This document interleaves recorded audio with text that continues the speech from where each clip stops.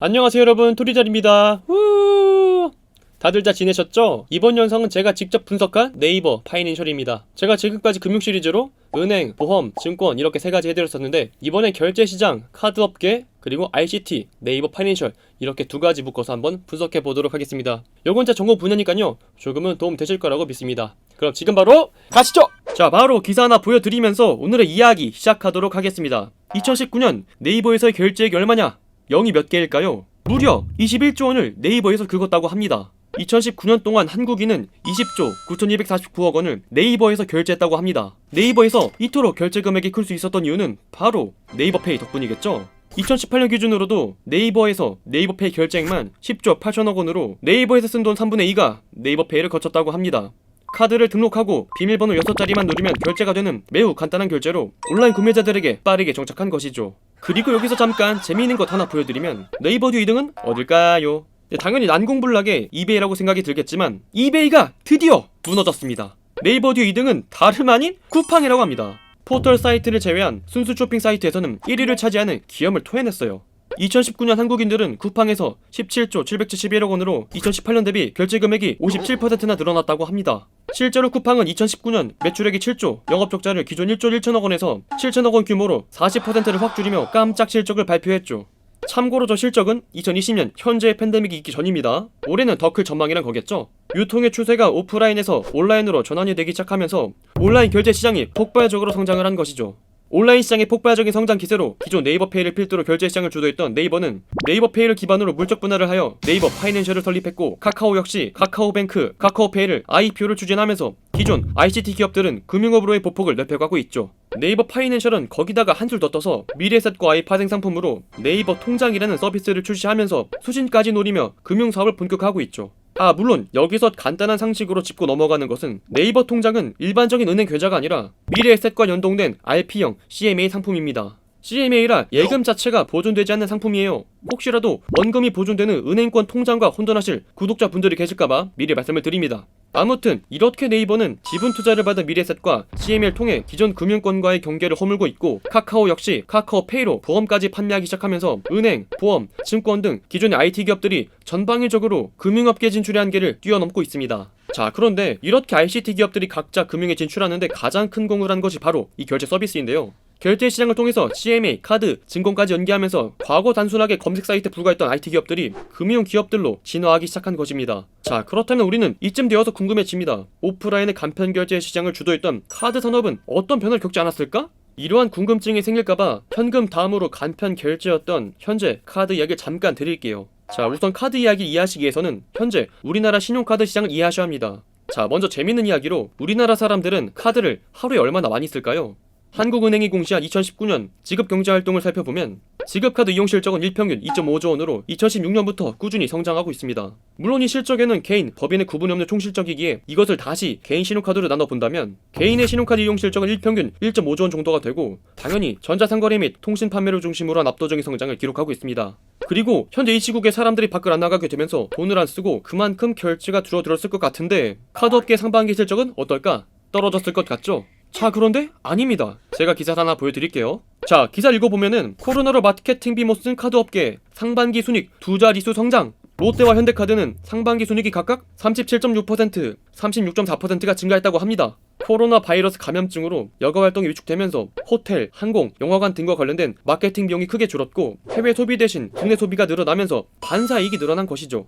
기존 카드사들은 제로섬 게임으로 마케팅 비용을 과대하게 지출했었습니다. 과도한 마케팅 비용에 따라 단기 순익도 지속적으로 감소한 상황이었기 때문에 고전을 면치 못했죠. 하지만 코로나19로 인해 마케팅 비용 하락으로 카드사들은 전년 대비 순익 성장을 기록하면서 코로나19 속에서도 한숨은 덜을 수 있었습니다. 하지만 이 같은 실적은 재난지원금 지급으로 수액대출 연체율이 개선됐고 카드 사용 실적에 긍정적으로 작용된 영향도 있는 불황형 호황이기 때문에 막상 그렇게 또 기뻐할 순 없어요.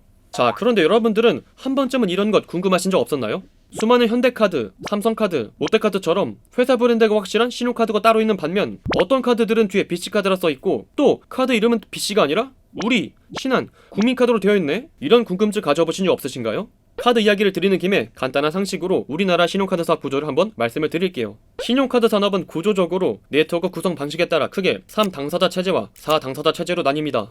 3 당사자 체제의 경우 거래구조상, 카드사, 가맹점, 소비자가 존재하게 되는데 국내에서는 BC카드를 제외한 모든 카드, 흔히 현대카드, 삼성카드, 롯데카드 등 일반 신용카드들이 3 당사자 체제를 채택하고 있어요. 3 당사자 체제는 카드사가 자사 브랜드를 소유하여 가맹점에 가맹 수수료를, 소비자에게는 연회비를 수취합니다. 카드 결제 과정은 소비자가 카드를 통해 물품을 구입하고 가맹점이 카드사에 매출 전표를 송부하면 카드사가 가맹점에 대금을 지급하는 것이죠.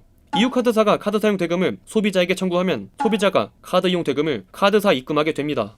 4 당사자 체제는 3 당사자 체제의 카드사가 카드 발급사, 전표 매입사, 운영사로 분화된 형태로 카드 발급사는 대부분 은행입니다. 전표 매입사는 판매자에게 가맹 수수료를 요구하고 카드 발급사에게 정산 수수료를 지급하죠.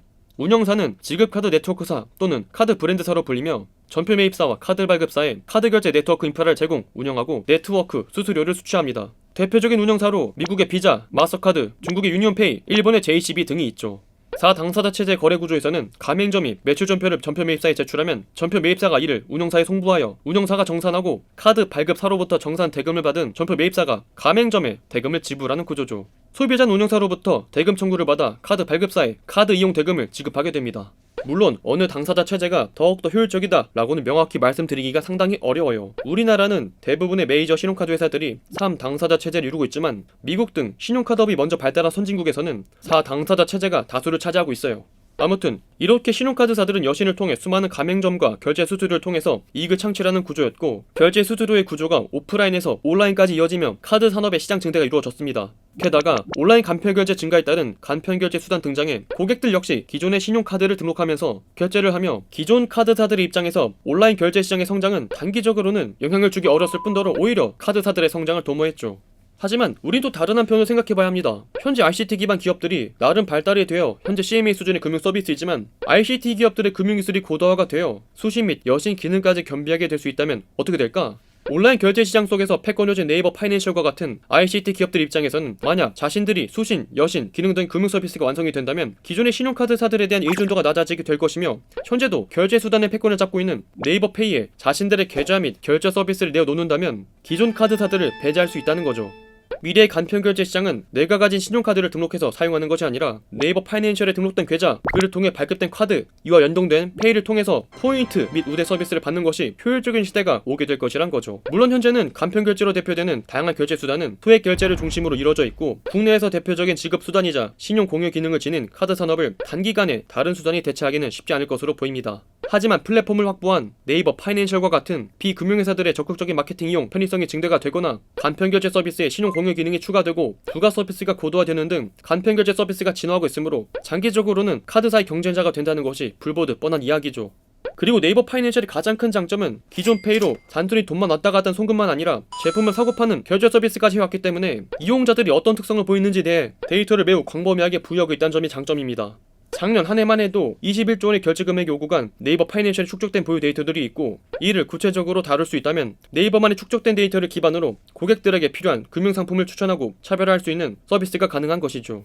최근 금융업계에서 화두가 되고 있는 마이 데이터로서의 진입 역시 검색, 쇼핑, 결제 3일체로 네이버 파이낸셜이 수집한 데이터는 고객 특성을 수월하게 분석해 새로운 금융 패러다임을 불러일으킬 수 있다는 것이죠.